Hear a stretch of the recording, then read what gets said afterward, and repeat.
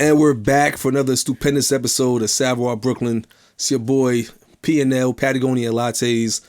The only thing standing between y'all and Andrew Cuomo as your next mayor. Just kidding, but not really. I'm here, Black Room Studios. You got created by Sam in the back, chiming in, talking his talk. I think he don't want Cuomo to be our mayor. He want a black mayor again. But anywho, we're here with a special guest. Why don't you go ahead and introduce yourself? I'm Kay. They just know me as Kay. We won't go through the whole... There you go. Well, for those that know, y'all know it's the homie Kay. She pulled up on us to chop it up and talk her talk. It's a mixologist, artist. She got so much shit going on that I don't want to butcher the intro. I'm going to let her get into it. But we're going to talk about a lot of different things because she's done a lot of different things and she's doing a lot of different things. So let's start at the beginning, right? How I know your origins is you're from DC and you play D1 basketball. Yes. Right? So let's start with you leading up to there and your journey through college basketball. Sure. And then we can talk about college basketball then versus what it is now. Okay. So yeah, I'm from DC, born and raised. I decided to, before I even get to college basketball, coming out of high school, I was an All-American. Talk. And that was huge, especially coming from a DC public school. So I had pretty much my pick of the litter as far as where I wanted to go. And I did pretty well academically, so that pretty much set the precedence on the options that I had. After just the process of like visiting different schools, I ended up staying home and went to Georgetown. And that was awesome. Coming in, I was the only freshman on the team, all senior team, starting freshman, first All-American to ever come from a DC public school to go to Georgetown as a woman. So Beastie. I was cocky. I can't even front.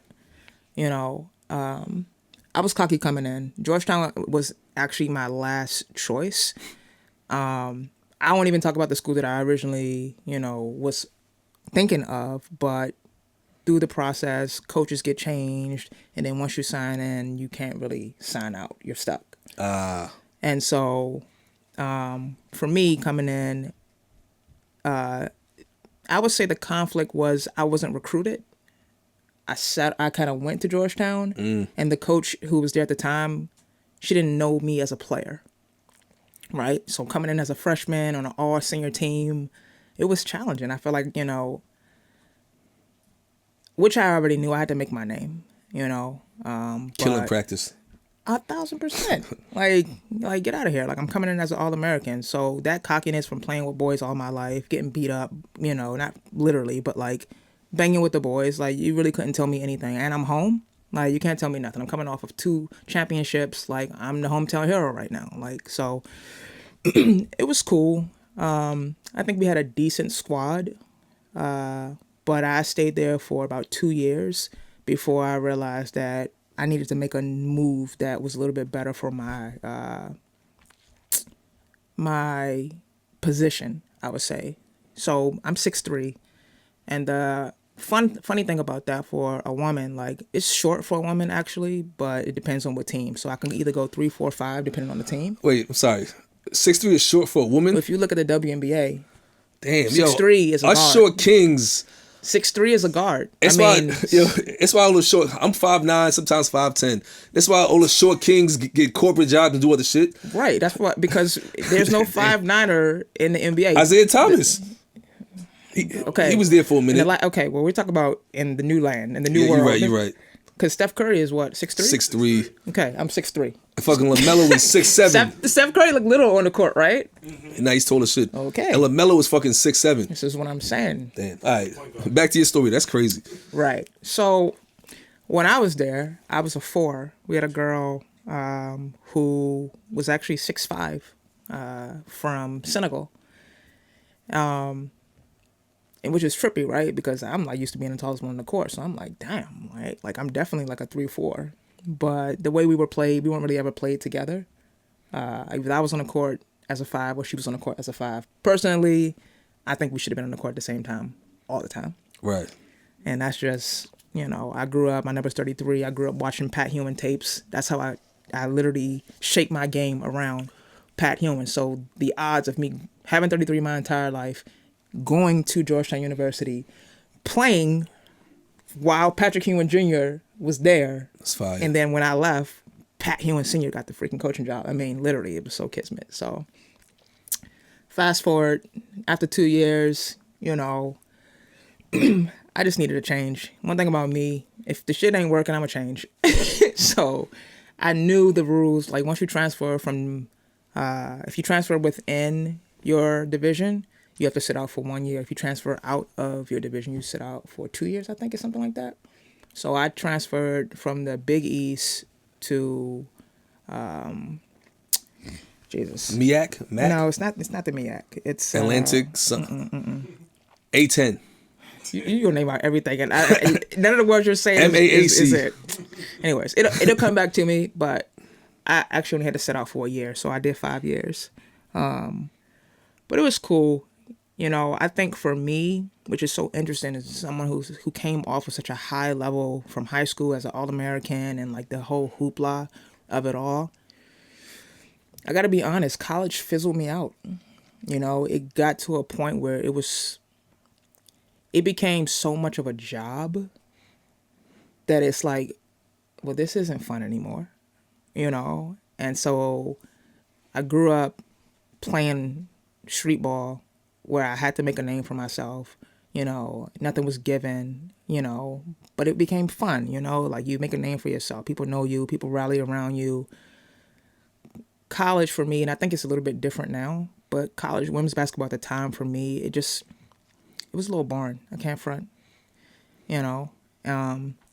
So I finished school, I finished college, I'm a first generation college graduate, and it got to a point for me, it was bigger than basketball. I needed to be the one to graduate. Like, however it had to happen, I just needed to do it. And that just really became my focus. When I got to Towson, it was something similar, I finished out my 2 years. I sat out for 1 year, finished the last 2 years out. But I just kind of lost a little bit of the love for it, and I started feeling it. So once I graduated, I took, I want to say, a year off, and ended up going overseas. I got a job I went to Germany first. I got picked up to go to a combine. I didn't really know anything about it because I didn't get recruited right away, right? So I guess that's like the low, right? I started off coming in really, really high, all the things, and then I went a little bit lower, and so I wasn't recruited to go pro coming out. But in my mind, I'm like, all I know is ball. Like, I got to figure it out. So I took a year off, and I literally just joined the gym, became a personal trainer, and started working out and training people. Because for me, as long as I stay in the gym, I have no excuse. I can still make it. Right. So I ended up tapping into my contacts, and I went to a combine in Germany. It was dope. It was like 100 and something players, and you literally just basically play like 5-on-5 randomly against a bunch of people in front of a bunch of different coaches.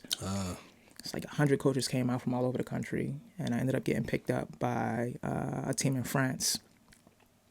I would have got picked up by a team in Germany. Unfortunately, they told me, you can't play for us, even though you're good, because you play too much like a boy, and that's never going to work in this country. They were like, a little bit too aggressive. Like, I can't change that about myself, but it is what it is. It's just whatever. They start wars, but don't want aggressive basketball players. But what's trippy is that the team that I played for in France, our uniforms were skirts. It was skirts. Oh, shit. Skirts. I will have to show you a picture one day. That shit feel like a league of their own a little bit, right? Yo, it was trippy. It was trippy. So I'm like, imagine, right? I'm a tomboy. I'm 6'3".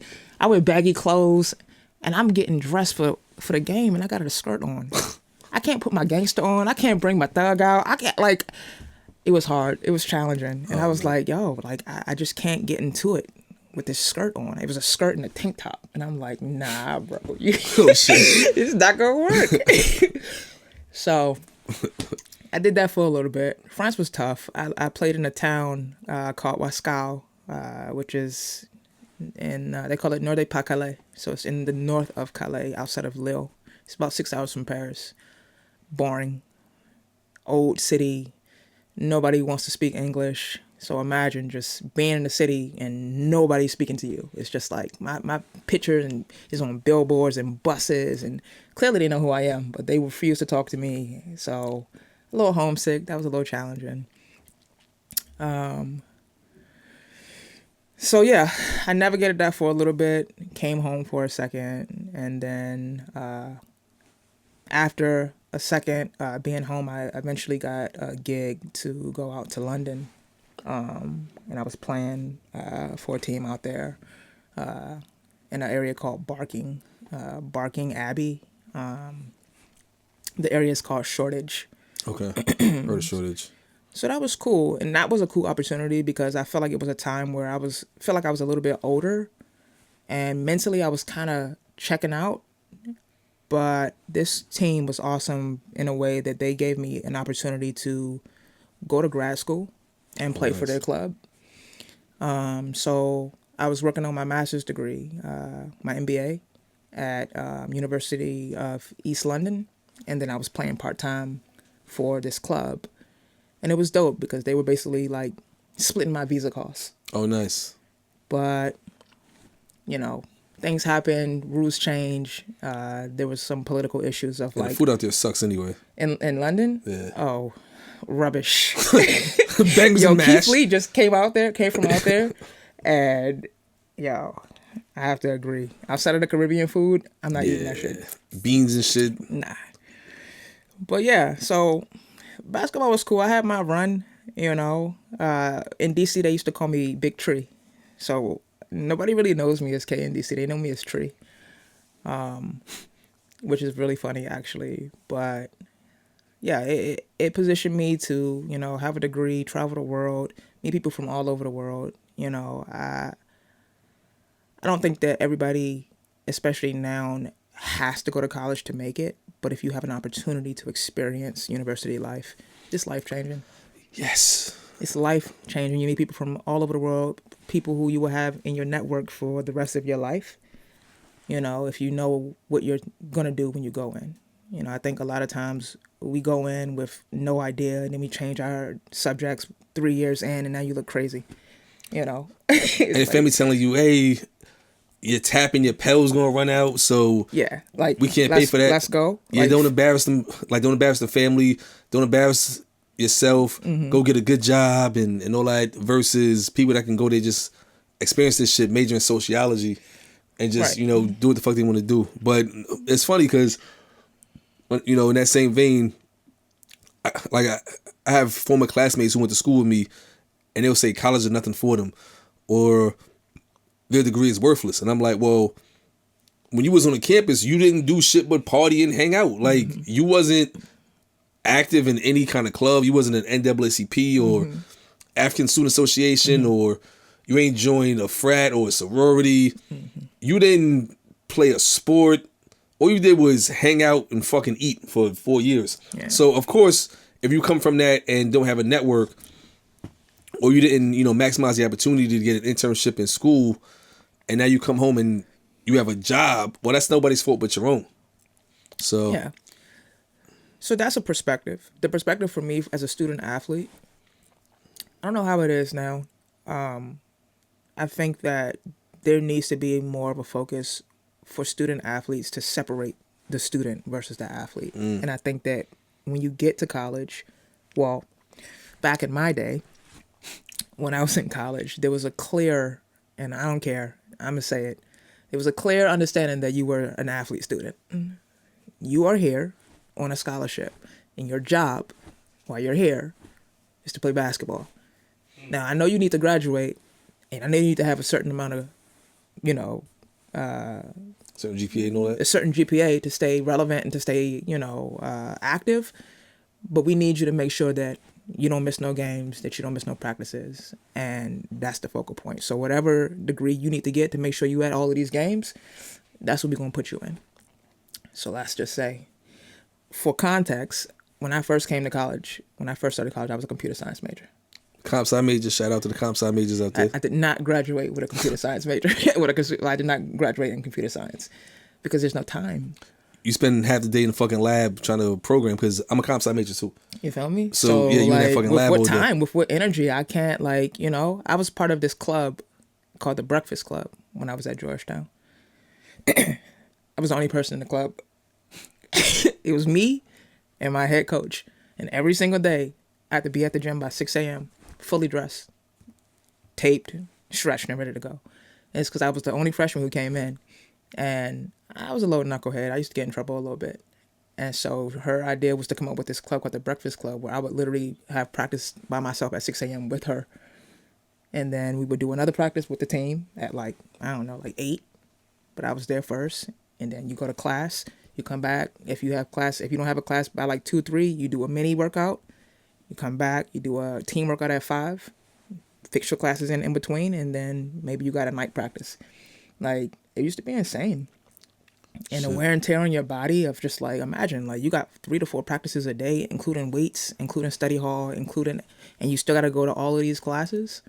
And the teachers don't care. They're like, I got nothing to do with you choosing to be a student, an athlete. But this need to be on time. This needs to be on time. This needs to be on time. If not, drop my class. Drop my class. I don't care. No special, So it was challenging. I'm not going to front. Being a student athlete, it was not easy. And especially, and I don't know, I don't want to jump ahead as far as what has changed. But for me, the biggest thing that has changed is the finances. We were poor, period. Right? You paid for my degree. There was no other money allocated to, living. Yeah.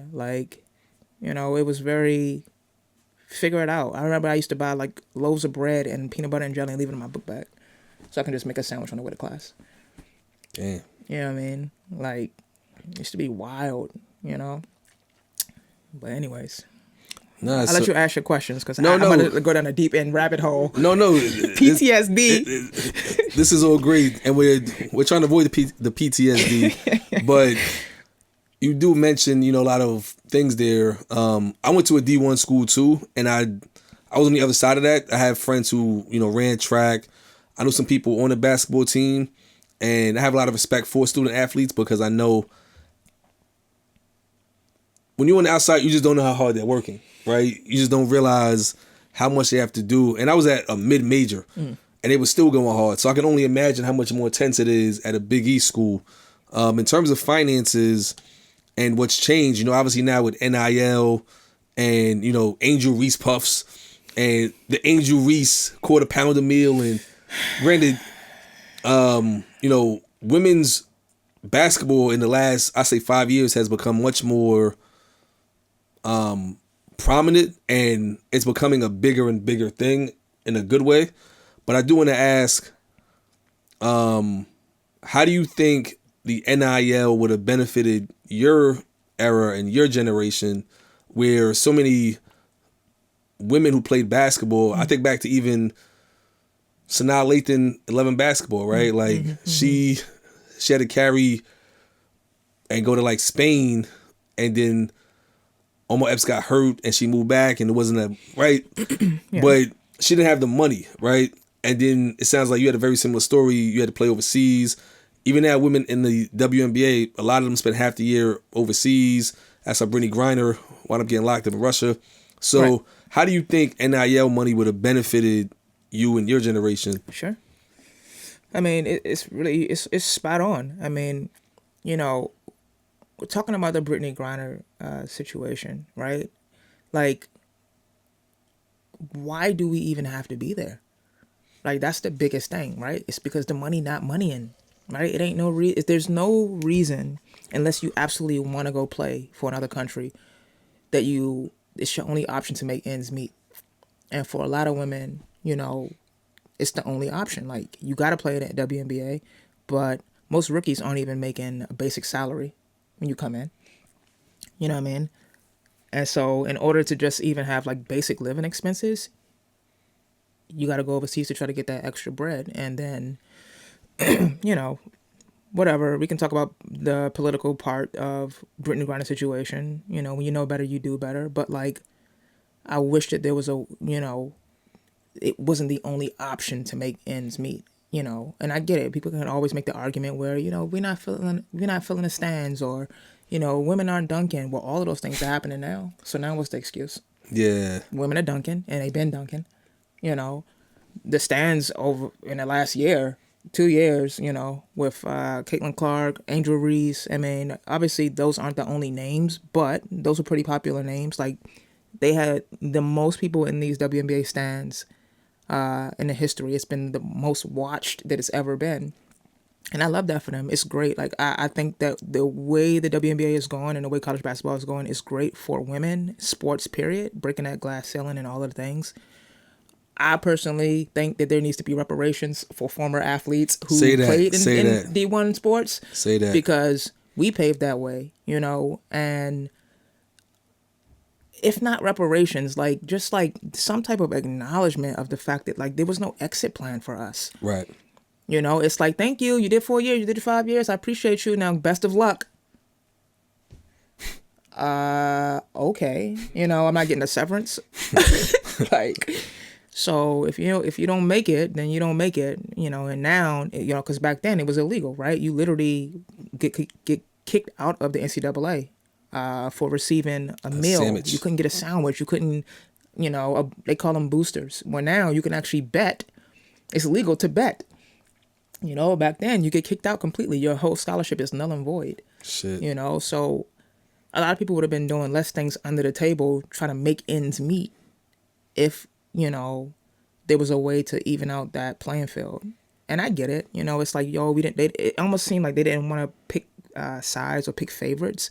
But at the end of the day, if one person is the person scoring all the points and boosting that team to a championship respectfully, like, they need to be acknowledged for that shit. Not facts. You know what I mean? And I'm not saying one person is always the one that's doing it, but, like, if a couple of people are bringing in endorsements, like, we got endorsed, right? We had Nike endorsements. We had a Chipotle sponsorship. Okay. Thanks. I'm trying to think, like, Jordan sponsorships and stuff like that. But that's literally just sort of like, I get it. Like, you want us to wear your stuff. You want the logo to be shown, all of that. But, like, what are you putting back into our pockets so that we can, like, have a chance after this is done? Mm-hmm. Women have a short basketball life. Shout out to anybody who's playing in the WNBA who's, like, over 30 years old, because a lot of people don't know, specifically for women, and I'll just get, not personal, but like, women who tear, like, ACLs or have major injuries, there's a statistic that, like, a lot of us are on our periods. People don't know that, because when you're on your period, every part of your body is literally weakened. Like, your hemoglobin levels are low, your body is just, like, in a weakened state, and you're still not forced, but you still are obligated to play in this game. It doesn't matter, So our bodies wear out, and I don't know. I'm happy for the direction that it's going in. But yeah, we want reparations for what we put out and how we paved the way. It is what it is, and it's gonna take more than one person to do it. But no, I think it needs to be acknowledged. Like, who built those stadiums? Respectfully. Facts. Across multiple schools. Like, who built these stadiums? Like, Georgetown? Have you ever been to Georgetown's arena when Allen Iverson was playing? Now go now and see what it looked like. Have you ever seen Towson Stadium from 20 years ago? Now go now. It's literally a stadium from a little Coliseum arena that fits maybe 100 and 200 something people to now a 30,000, 40, 50,000 arena. Oh, shit. How did they get that?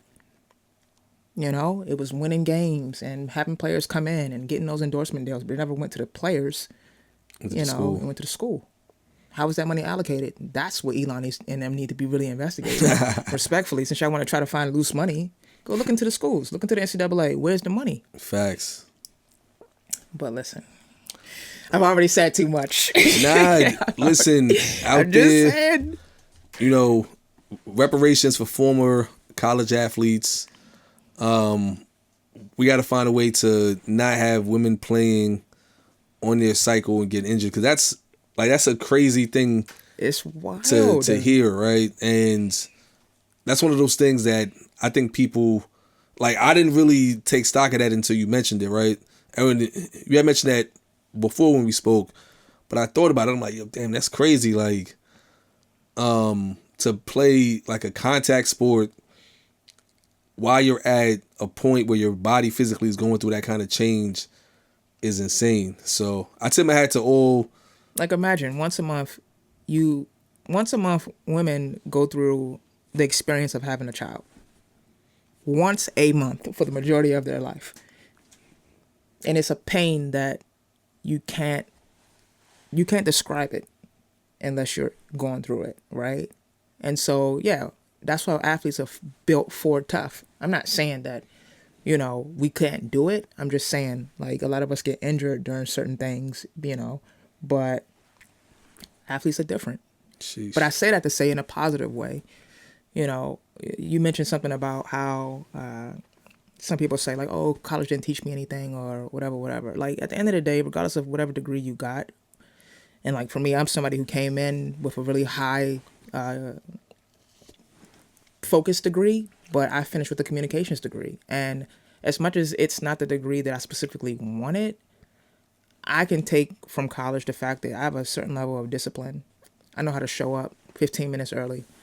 I know how to stand in any room, in any tax bracket, with any person to have a conversation. I know what hard work is. And so once you learn those transferable skills, then the conversation is not so much of a woe is me. It's about, okay, so this is the time that I did. This is what I learned. And let me figure out how to make some bread and transition that shit, Talk to him. It is what it is, no matter what degree you got. So I say that to say, yeah, college is not for everyone, but it's an experience that you can't ever, you can't get away from. But education is something that is free. Like, if you really want to know, you'll learn. If you want to get it, you'll get it. No, I think those are super wise words. So speaking of transitions, what brought you from college to New York City, Brooklyn specifically? Oh, yeah. So I think for me, growing up in a small town, and I think when people think about D.C., for some reason, they don't really think about how small it is. Like, when I think about D.C., if I can put it in, like, size-wise, if you were to put all of New York and Brooklyn, that's D.C. That's how small that district, the District of Columbia, right? So it's a really small district, and it's surrounded by Maryland and Virginia, which people claim as the DMV. So a lot of people who claim D.C. are from Virginia and from Maryland, but they are, like, far out, like Baltimore, West Virginia. And I'm like, bro, unless you from Baltimore, like, not even Baltimore, PG County, Montgomery County, Silver Spring, Arlington, it's like a little small, like, diamond. You can't really claim the DMV like that, but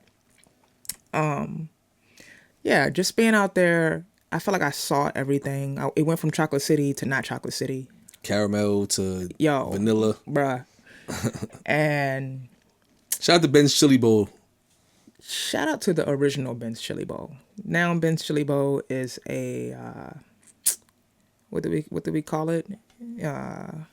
It's branched out, and it's not the same anymore in my opinion. The original Ben's Chili Bowl on U Street is the original Ben's Chili Bowl. Any chain that has developed after that is a chain. It's exactly what it is.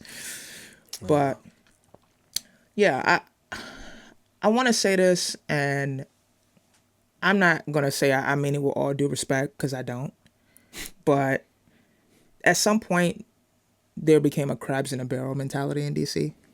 In my opinion, you can say whatever you want. I'm from DC, born and bred, right? I've lived in all 4 quadrants, and if you don't know about the quadrants of DC, you're not from DC. Don't talk to me. And I've seen a lot. I've been through a lot, and I just felt like people in DC sometimes get stuck. You go into government if you really, really are, you're striving really to do something better for your life, or you sit still. And, a lot of people, they want you to do well, but not better than them. And, you can't be the hometown hero because it's like, come back to my level, right? But then when you leave, it's almost like, oh, you're not really repping the home. Because when I was here, you wasn't showing love. Yeah. So I got to go get it, even if it's somewhere where nobody knows me. So for me, it was like, I feel like I did everything that I could do while I was in DC, and for me that was, coming up, being All American, which for me wasn't celebrated. I celebrated being All American. DC didn't celebrate me. I celebrated the championships that I won. DC didn't celebrate me. Like, you know, I went to college, and I did what I could do. But at the end of the day, I felt like I needed to change my surroundings. I needed to find my tribe. I needed to be around people who had a hustler mentality, but also, let me take you in this room with me. Yeah. I'm a grind, and I'm not gonna tell you how. I'm not gonna tell you I'm grinding. I'm gonna show you how I'm doing it. And I just didn't feel that same energy. And for me, I go where the energy is. I always wanted to go to another city, and I always kind of had New York on my radar, specifically because I felt like I could be a fly on the wall. Not the person in the room that everybody knew, not the smartest person in the room, not and also not trying to be funny. After I stopped playing ball, I never wanted to be the person where it was like that was the only conversation. Yeah. Like, that is a life that I've had. Thank you. I'm so thankful for it. Thank you, God. But I do so much other shit, and I need a clear, clean platform to be able to like express myself, expand. And New York City, it was the closest but not too far away place that I could start over. That's dope. So, how did you get into the bar, restaurant, mixology industry? So, when I retired, I retired when I left London. I think I was about 24, 25 or something like that. And it was pretty dramatic, like only in a sense of I've always had bad knees. I had something called Ostrich all my life. This is a German term for like Jumper's knee. Yeah. And so I had these like really big knots in the front of my knees. And it's because I grew so like fast, like my bones couldn't catch up.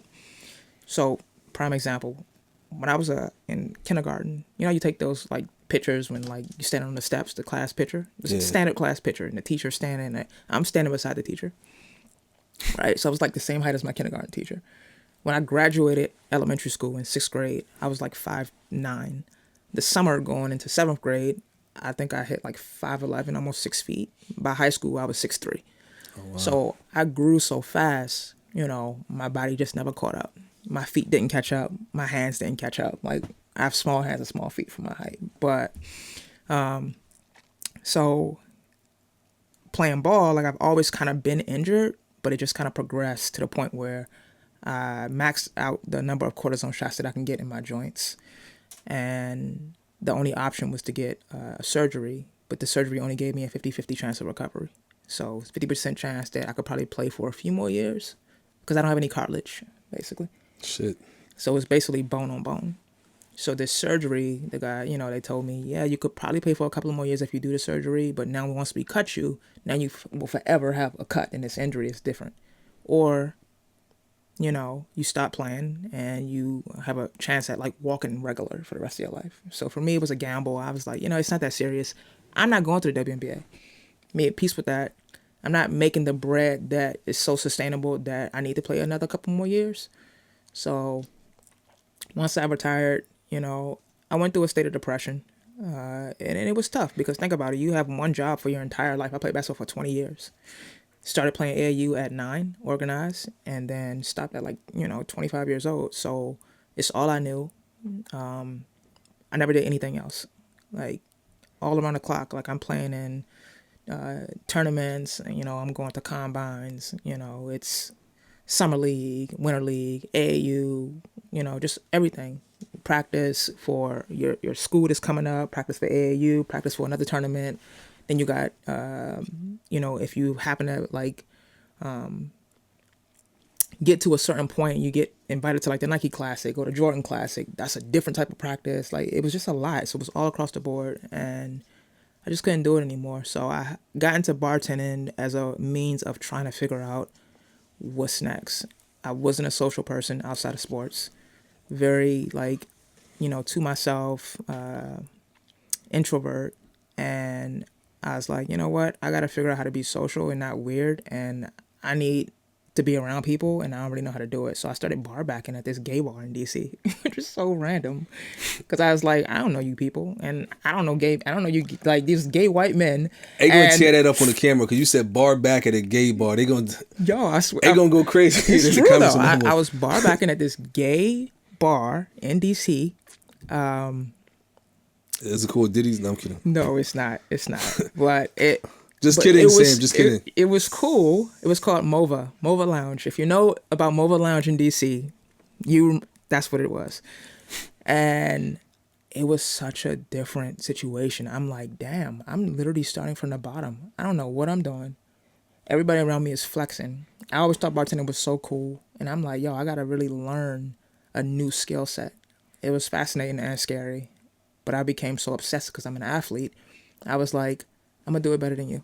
So I'm going to watch you. I'm going to listen and take notes. And then I'm going to figure out how to become a master. And that's what I did. I became obsessed. And you are a mixologist. Like, I don't call you a bartender because it's like the shit you've made for me and my peoples, has always been super clean. And it's also like, you can tell when somebody knows their craft versus somebody just pouring a drink. Yeah, because it's bigger than liquor in a cup, right? Like, for me, it is more so, one, I'm a creative person, right? I'm an overall creative, and I understand flavor profile. So as an artist, it's putting something in a cup that, one, you're watching this process. You can see what I'm doing. I'm not hiding nothing. You see every movement that I'm doing. Every movement makes sense. Every ingredient makes sense. I need to understand what your palate is. My palate is not your palate. I don't like sweet drinks at all, but a lot of people do.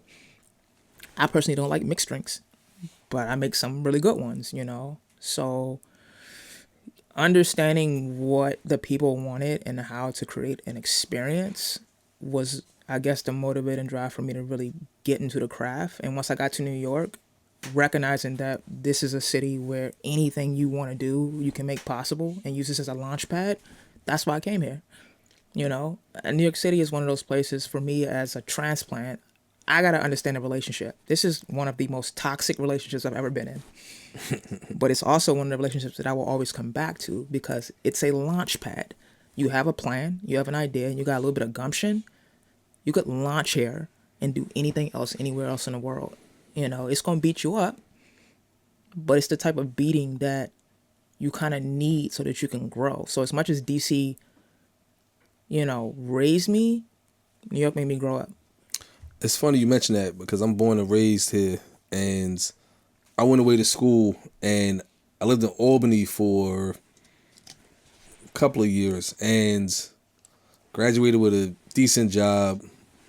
For up there, it paid amazing, but the setup was if you get a job in government, you get a job and you're part of the credit union. So with the credit union, you can get a dirt cheap mortgage, dirt cheap car loan, and they paid, I think, like every week or every 2 weeks. But if you're part of the credit union, you get paid like on Tuesday. Oh, wow. And the cost of living was so cheap. I was up there, I shared like a 6-bedroom house. Shout out to the Icebox and the house of 6. First I had a 4-bedroom and then a 6-bedroom with my frat brothers, and they were all in grad school. So maybe one or two were still on campus actually. They were seniors. So we would still have like, parties like on a Friday, whatever. And they would have people over, game nights, and that kind of stuff. So I would work suited and booted, and then Friday at like 4:00, I would go to the liquor store and get a bottle of Grand Cru, because at the time Max B was my favorite rapper. So I drank Mad Grand Cru, and I would get wings and shit. And it was just like, I could feel like I was back in college at this time. And here I am, stacking money. I'm paying my mom's rent back home. Nice. I'm paying my rent up there. I'm stacking bread. I got a fancy car. And I got 1 foot in the college lifestyle, 1 foot just in this easy life. And they're like, yo, they bought my car loan. Like, the credit union bought my car loan. So my payment went down to like next to nothing. I paid it off in no time. And it was like, yo, with your credit score, you can get a house. So I told my old heads, it was like, yo, the fuck you still doing up there? Like, go visit home more. So I would visit home, and then I visit home, and everybody's like, yeah, I'm working my day job and I'm in grad school. I'm taking these 5 cities, like you grinding so much more in the city. I work transit, but on the weekend I'm a club promoter. Come on. Or like, so what I realized is that in the city, you're not competing, but everybody's in a hyperdrive trying to get to it. So Yep. with being upstate in that comfort, I realized you don't know how hard you go until you face competition, right? When you upstate with your feet up, it's bred on comfort. And I was bred to be uncomfortable and get used to that discomfort, because that discomfort is the price for being ambitious. That's a fact. You're always going to be uncomfortable. You're always going to be growing, grinding, and the friction and the shit you go through is what is needed for you to get better. The fuck ups, the failures are really lessons. But if you have a victim mentality and feel like this shit's happening to me instead of I get to go through this, then you're not evolving. And when I lived in Albany, I had my feet up. I was comfortable. My politics was changing. I was working in politics. So it's just like, I would come home and be like, well, if they're stopping people, it's because, like, if the cops are stopping somebody, it's because I was like, wait, I don't mean that shit, but my politics started to change, and I was making pennies up there, but it was comfortable. And then I was in IT, because remember, I was a comp sci major. My people in IT was making damn near double what I was making. So I'm just like, wait, why the fuck am I? Granted, I had a great pension, all that kind of stuff, but they were making damn near double. And I'm just like, all right, I can't stay up here, because I'm going to stay up here and I'm going to lose myself up here. So the best thing I did was moving back first to about 8 months living in Jersey in the townhouse in the burbs. And then I was like, nah, I need to be back in the city. I did that to see if I could do the burbs, and I couldn't, because every chance I got, I was right back in the city. Yeah.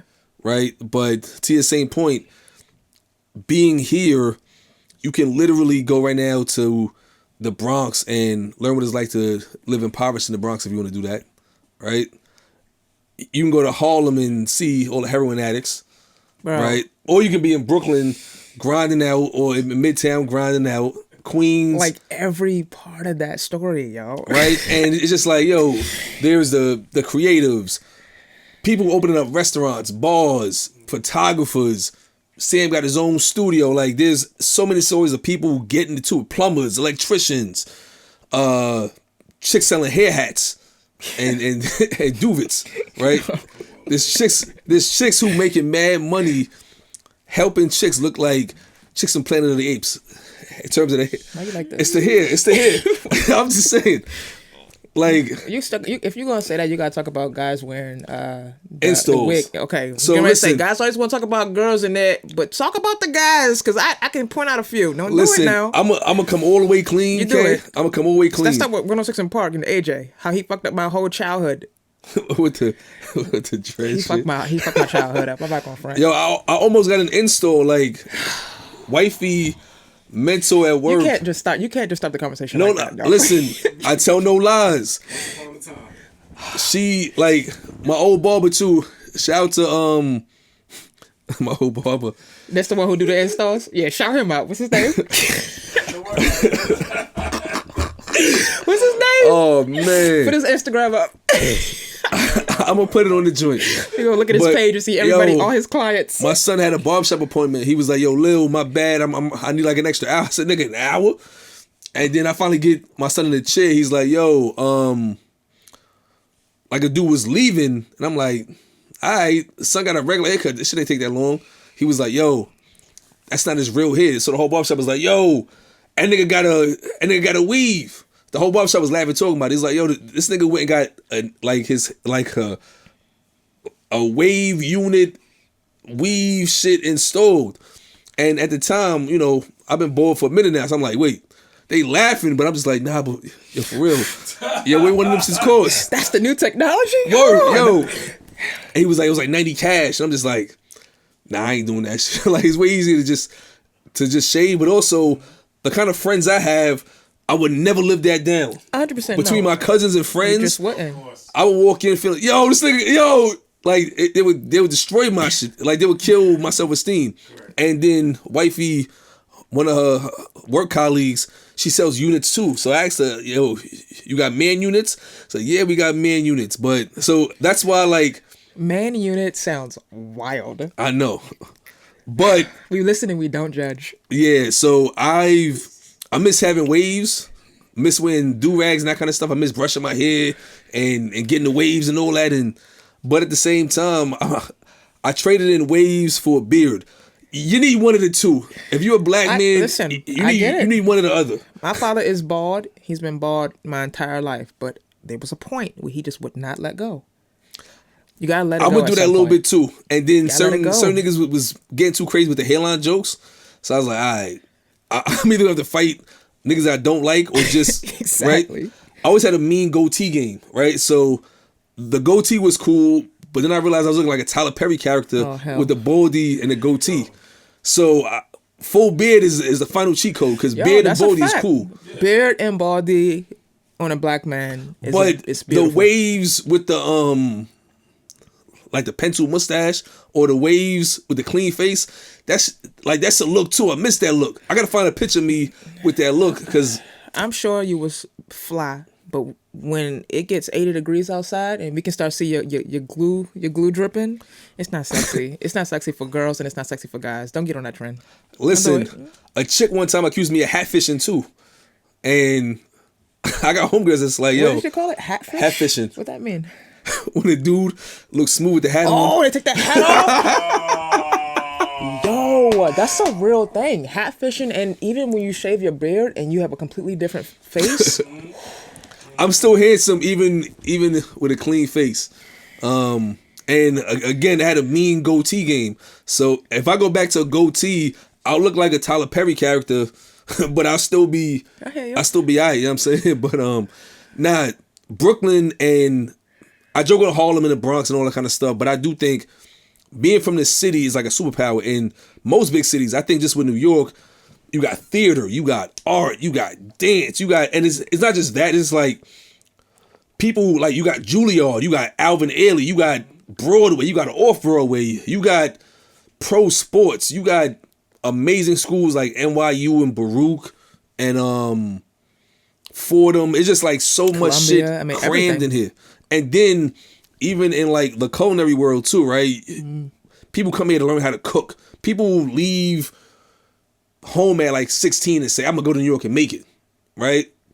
So no, that all makes a lot of sense. Since we are talking about bars and drinks and bevs, and there's bevs here too, I do gotta ask, as a mixologist, as somebody that's ran dope establishments and been the ace boom coom and did beverage programs and menus and all that kind of stuff, and has been on the other side of the customer experience, my perspective is when I walk in, right, put some respect on my name, right?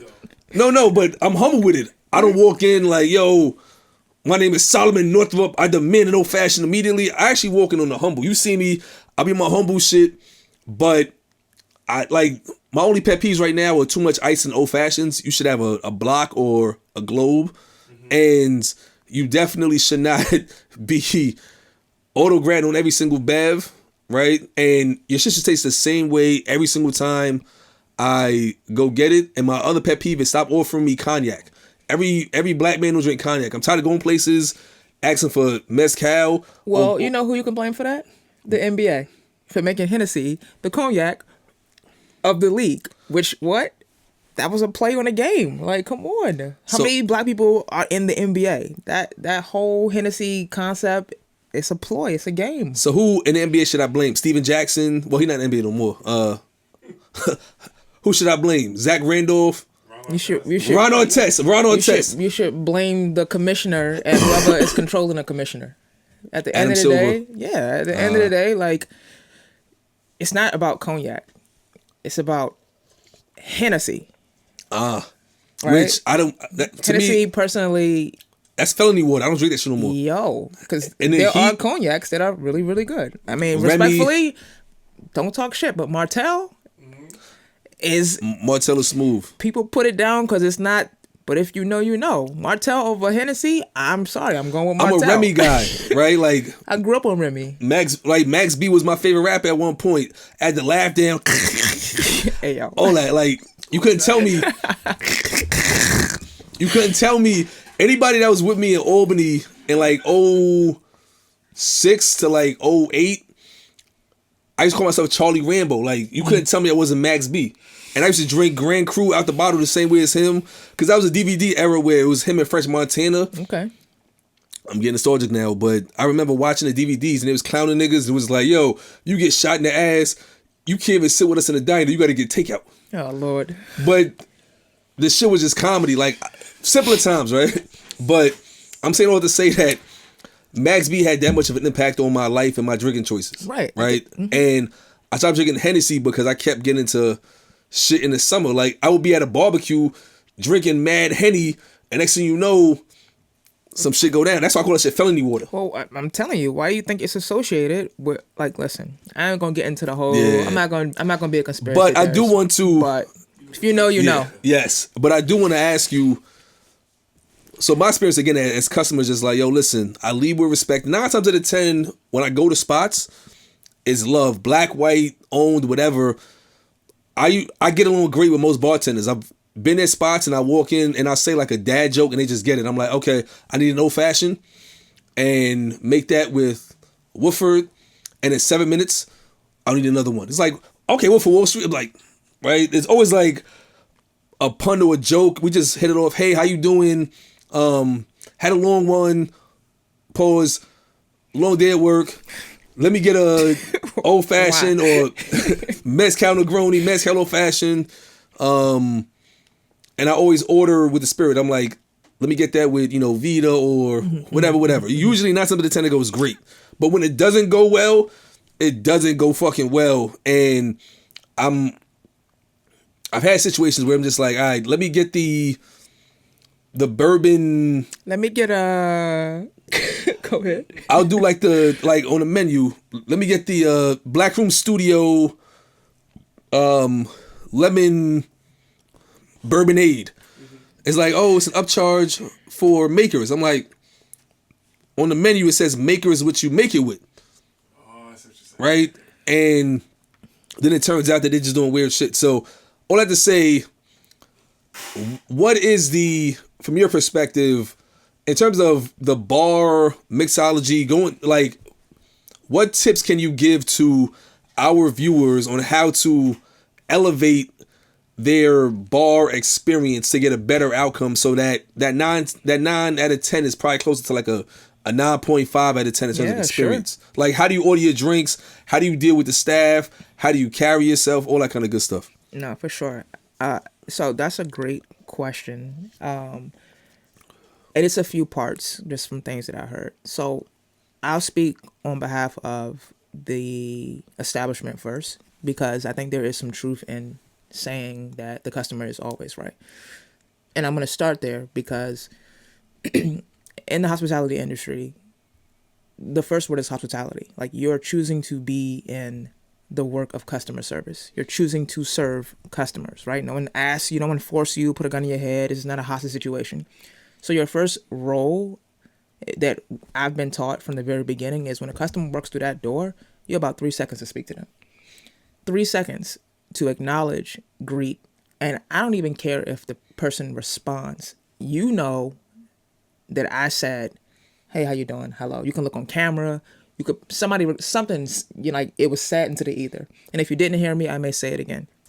So for me, it starts at the door. When I see a customer come in, I will always speak and say hello.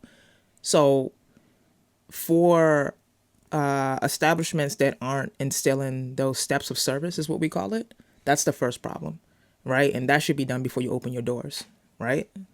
Understanding the steps of service from a customer's perspective, like you're coming into my establishment to spend your hard-earned money on a product that I'm telling you is worth your while. So I should greet you. And when that's not happening, I can understand why you already have a bad taste in your mouth. Like, damn, I didn't even get acknowledged. Now, when you come to the bar, it's a couple of things, right? So setting the scene. If you're coming into a bar and there's nobody really there, right? You have an opportunity to like have a one-on-one conversation with your bartender. You get their attention. If you're not acknowledged, then I think that's an issue on the bartender's perspective. But it's twofold, right? I think we forget the fact that everybody's human. Like, you're human. We're all having a human experience.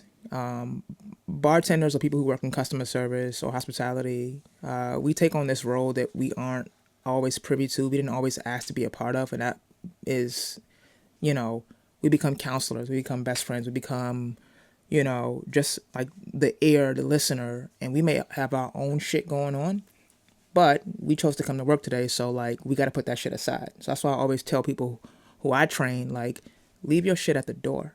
If you're not here to get this bread, don't come in. Because respectfully, I got shit going on too. You know? Yeah, Gennaro.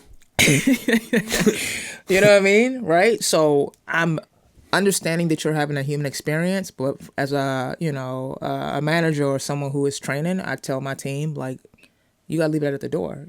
And if the motivation for you to come to work isn't to get this money, stay home. Because your customer should never experience what you're going through. We all got shit going through. I'm coming here to escape the shit I got going through. Exactly, right? But let's talk about etiquette, right? So if your bartender has a shit ton of customers, right? You know, a lot of times, most of the time, majority of time, like, we're doing multiple things, right? So I'm moving my hands, I'm grabbing glass, I'm using tools, I'm using knives and sharp objects. I'm also trying to take multiple orders as well as calculate how much every drink is going to cost and how much it's going to, you know, like the exact cash that I need to put into the drawer to give you your exact change so that the house is not short. And I got to do that more than one time. And it's, you know, there has to be an understanding on both sides, right? Come to the bar with your order ready. That's the first thing. If you are not ready to order, you should probably step aside and let the person who is ready to order. Because when you come to the bar and you say, let me get just make me something nice, I'm looking at you like you crazy because I don't have time for that shit. You know why? Because I got 9 other orders. What's good here? What's good here? The menu. What do you recommend? Look at the menu. What do you recommend? You know, so we talked about this a little earlier. You know, I got my steps of service, right? My steps of service is to greet you, to make sure that you have a menu and understand, like, if we have a special, if I had the time, if I don't have the time, here's the menu, take a look at it. I'm still going to greet you. I'm going to give you a couple of words to acknowledge you. Hey, give me a second. I see you. Thanks for coming in. I got like 2 people in front of you, but I got you. But now you know that I see you and I know that you see me. That's how I start my relationship. If that's not happening, then there's a breakdown in communication starting with the bar. Mm-hmm. But also understand that we're all having a human experience. So the way to help the bartender is come with your order ready. And if you're not ready, stand aside until you are ready. There's like this idea of like, I'm giving you my money, so you are obligated to give me a certain level of experience. And I came here to spend my $15 on this cocktail, so you better acknowledge me as sir. Excuse me. We both put our drawers on this morning, hopefully. And, you know, like, respectfully, like... Hopefully they clean, too, hopefully right? They clean. But, like, chill. Like, I'm a human just like you. So there's, for me personally, and I speak on my behalf, like, I've had situations where I've had customers come in and they slam their hands on the bar. Like, I've been sitting here for 30 seconds and I'm ready to order. You're not looking at me. You're not acknowledging me. And I'm like, I see you, my friend. I call everybody my friend because I don't know anybody's name for real. You know, but, you know, you have those customers who come in. And for me, as a bartender, I have to know that everybody who came to the bar is not sober. That's the first thing, right? I don't know where you came from before you got here, but it's my job. And I've been trained to know that you probably aren't sober. And I'm going to treat you as a non-sober person. That means that as much as I'm going to respect you, I'm going to be gentle with you and how I treat you, right? Because you're not having the same experience as me. As I get non-sober right now. You know what I mean? But I say gentle because I know that you want to drink. More you go right now. Let me get a little bit. I know that you know that you're going to get a drink, but also let me offer you this water so you can have something in your hand in the meantime. You should probably sip that before you get your next one. I said I wanted water? You didn't. However...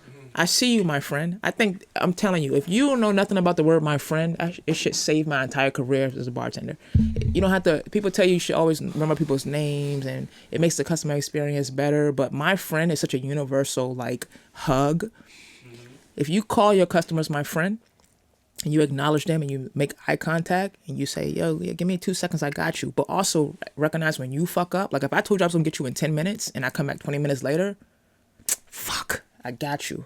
My bad. I saw you. This is why we have buybacks, right? at the end of the day, like everything in bartending and working in bars is it's about numbers, right? Like we work in the business of ounces. Like some people work in the business of kilos, we work in the business of ounces. Right? So every ounce I pour is a dollar amount, right? It's a sense. It's like somehow it calculates, right? And so I have a job of numbers and trying to figure out how many ounces I can pour throughout the night to make sure that we get to a certain goal, whatever that goal is, right? The more drinks I put out, the more money we make, right? So for me, it's better for me to, what's the saying? You catch more bees with honey? Yeah. You know what I mean? Like, I would rather, knowing that this is not a sober conversation, like I'm sober and you're not, I'm going to lead with honey and make you feel a warm hug and make you feel seen and not try to embarrass you because, one, you're probably not sober, but also I want to keep you here, but also I want to make it a safe space for you. And that's for men, for women, for anybody. It's our job to analyze the situation, but to lead with customer service. But it's also your job, one, to handle your liquor, right? To know, well, I say handle your liquor, but also to know what your order is, to not be disrespectful. Like, you could be having a really fucked up night, but, like, don't take that out on me because I'm also having a human experience, right? One of the things that I always, and I don't know if this is a Brooklyn thing, respectfully, but, like, to all the Brooklyn dudes, and I'm going to just say it, I'm so fucking tired as a woman, and I'm sorry, I'm going to just say it, coming to the bar, and I see guys demanding service and talking to women, and I never see a drink being passed. It seems odd to me, right? And I see it, right? It's like you demand service, you have this machismo attitude, and you're also like flirting and doing all of the things, but I don't see often the chivalry that I thought existed, right? It's a lot of this, and it's like, so having a relationship with a bartender, it says a lot. If I see guys come in and they're like, oh, being respectful to the women around them, being respectful to the bartender, you don't have to buy me a drink. I probably get it for free anyway. But if you offer to buy me a shot, hey, you take a shot with me, more times than likely, you're going to get that shit for free. If you bought 2 to 3 drinks, me personally, I'm going to use a buyback and get you your 4th one because you just spent some bread. But coming in and saying, it's my birthday, so let me get a shot, I don't even know you like that. Yeah, that's weird. But that's not all Brooklyn dudes. That's common. It's Those common, though. Oh, shit. It's more common than not. And I'm going to tell you Brooklyn, it is. we got to do better. We got to do better, Brooklyn. Brooklyn got to do better. I think part of the problem is it's a fabulous quote. I walk by and wink. I don't feel T's pain because I never had to buy a drink. Well, this is the problem. People hear shit like that, and that's from the DVD era of Fabulous, right? But people hear shit like that, and they think that shit is cool. I ain't spending no money, like, and it's I ain't no trick, I ain't no simp. Let me tell you something. I'd rather a bar full of women than a bar full of men sometimes, because unlike you, I thought chicks don't buy drinks though. Well, older women probably do, but chicks buy drinks and they tip. Don't get it twisted. Guys don't tip. They buy drinks. And I'm happy we talking about this because I had a different guys thought. Don't tip. Mm-hmm. So in corporate America, you just write that shit, and it ain't your bread. You don't care. Exactly.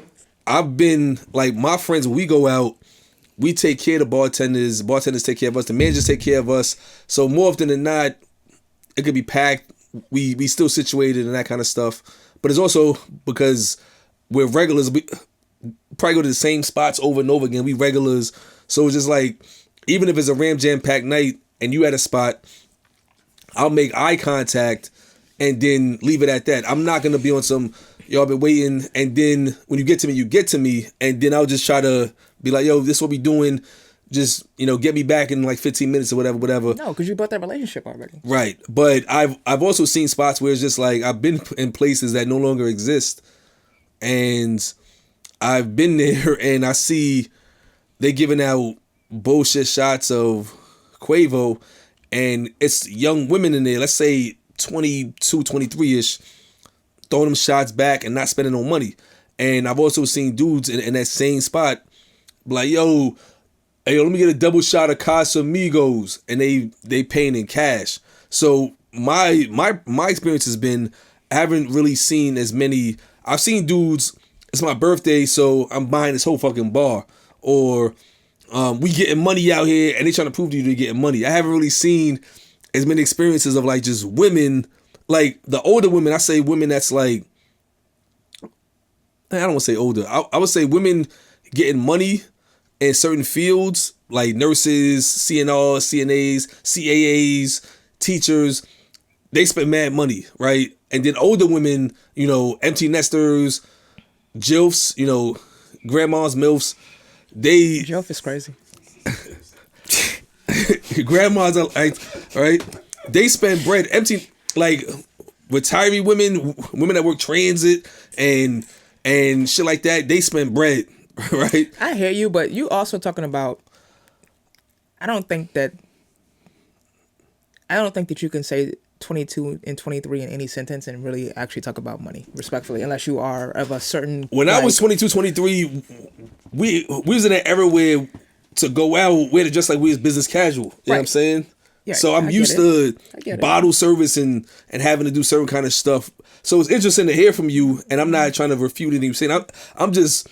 I'm embarrassed for Brooklyn to hear that niggas is out here demanding free. Well, Brooklyn do better at the end of the day. I think that demanding free liquor on their birthday. That's real bum cup shit right there. I think that, and we won't talk about Brooklyn. We can just talk about the overall industry. I think that.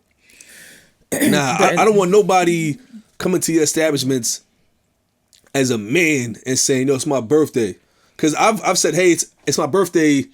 Treat me nice," but I'm not saying give me a free anything, right? I get it, and I don't even think that's like the focal. For me, the focal point is like, at the end of the day, there's certain unregistered rules in the industry, right? Like, I'm not actually. Sorry to interrupt you. The other part I wanted to give you more context on, which I personally don't agree with. I'm a married man, right? But I've heard dudes say they not buying chicks drinks because they don't want to get a chick drunk and then she go off with Janarlo and he busts her cheeks. Right. Okay. So then that's an idea of what's the word I want to use? Scarcity. No, I don't think it's scarcity. I think that there's a level of entitlement. Okay, I'm gonna show you how I would do it. That's how we're gonna do this. Yes. I can only speak from my own experience, right? As a woman who loves women, if there was someone at the bar who I was interested in, I would sit across the bar from said person. I would ask the bartender what they were drinking, because I can't assume that you were drinking alcohol. You absolutely could be drinking a mocktail, right? So the first thing is you didn't do your research. You don't even know what I'm drinking. Why the fuck would you send me a Modelo and I don't even drink that? Why would you? Why? Why would you send me? That's what he can afford. Why would you send me Hennessy when I don't drink alcohol? The beer $7, a cocktail was $16. Right, but you didn't do your research to even know what I was drinking. Yeah. Right? I could very well be drinking a ginger beer hibiscus mocktail, and if you would have asked the bartender and did your due diligence, you could have sent that shit to me for $12, and we could have had an eye contact in a conversation, but you didn't do your due diligence. You already had the mindset of getting me fucked up and trying to fuck me. That's where you fucked up. Now, if it was me, I would have asked the bartender. I wouldn't even speak to this person. I would say, hey, what's this person over here drinking? I want to send them a drink. You can let them know it's for me, but that's really the extent of it. Matter of fact, who they with? Oh, they got 2 friends with them? Yeah, send them 2 too. So I'm sending you one and your 2 friends one, but I want to make it clear that I'm sending it for you. I'm only giving your friends drinks just so it's a family affair, right? Now, I'm not coming over there. I'm not expecting anything from you. I simply want you to know that I see you and I want you to see me. I like seeing I want you. And here's a drink. This is just a gesture. At some point, if the energy is right, it's gonna be kismet. Y'all gonna cross paths. Y'all gonna walk past each other. It's gonna be something. I think guys are way too aggressive, and there's an entitlement, and you think that because you bought me a drink that I couldn't pay for myself, that I owe you something. I don't owe you anything. Thank you, but no thank you. I'm good. I got this. And that's why women take the approach of, no, I'm good, because I don't know you like that, and you being mad aggressive over my shoulder, bro. Like, back up. All you did was buy me a drink, nigga. Like, what is it that you want? I can do it myself. And it's not even that that's the energy that women want to have, because chivalry shouldn't be dead. But also, don't buy me a drink because you intend to get something out of it. I don't have to give you anything, respectfully. Yo, see, in the comments, they're going to say, well, this is a problem nowadays. All the women are like, women got more money. Like, they're going to make every excuse possible to not hear what you're saying. No, listen, everything you're saying is... But talk to the brothers. Talk to them. I will. But you just drop mad game. It's like, yo, just plant the seed. Plant the seed and be... Plant the seed and let it grow. Right? That instant gratification ain't never going to do it, because at the end of the day, trust me. I'm leaving here with something. That's the problem. That's the problem. And then that's where I come in. I I really think that it's an issue. I think that sometimes guys are way too aggressive, and women don't want to come to bars because niggas be acting like nigga. It be too much, right? Well, I will say in guys' defense, lately when I go to the bars, I be scared because it be, especially at the bar, it be, if the bar got 15 seats, it's like 10 seats there, and perfect example, Sweet Catch, me and wifey go there most Fridays, and we have some drinks, some oysters, and kind of recap on the week.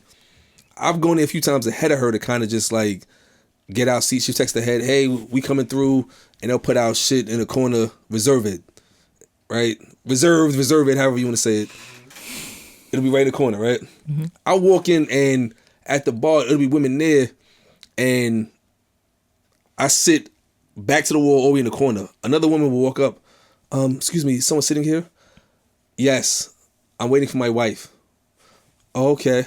But then that'll happen like 3 times in a row. They keep trying to like sit next to me, or I'll walk up to a bar and just sit in the corner by myself, and women will keep coming and sitting and hey, someone's sitting here. Like, women these days are being mad aggressive. I'm seeing more women. Hold on, wait, pause. How we get from women asking, was there a seat? It's gaslighting. She don't know. She's asking a question. She didn't come and sit down. She said, is someone sitting here? You said, my wife is coming. They said, okay. But there's other seats available as well. You're a good-looking man. What do you want? How is that being aggressive? Say thank you. Thank you. But okay, and that's it. That's it. It's a lot to deal with. It's a lot. It's a lot. Oh, it's a lot. Man, listen, I didn't choose the thug life. Yo, they be aggressive too. Like, listen, they'll join the conversation. You know what they call that? First world problems. Trust me. Yes. A lot of guys will pray to have those type of problems. Yo, niggas gotta stop being ugly. Get good cologne, man. Get good cologne in the haircut, man. That shit saves a lot. Shout out to wifey, because at the end of the day, you hold down that seat, don't you? She got a seat when she come in, don't she? Of course. Oh, all right. Yes, then. yes. Oh, but all right, it's then. to the point where at times that Sweet Catch, it's like, no, God, the manager has told us like, yo, if you didn't get here 5 minutes, it's like, yo, he's been, yo, I swear to God, you can ask him over there. Yeah. He had to swat all night. I'm just like, Philly show. I'm ducking, shoulder rolling. Oh shit. I'm rolling my eyes. I'm rolling my eyes. But the more important part of this story is for the fellas. Y'all gotta do better, man.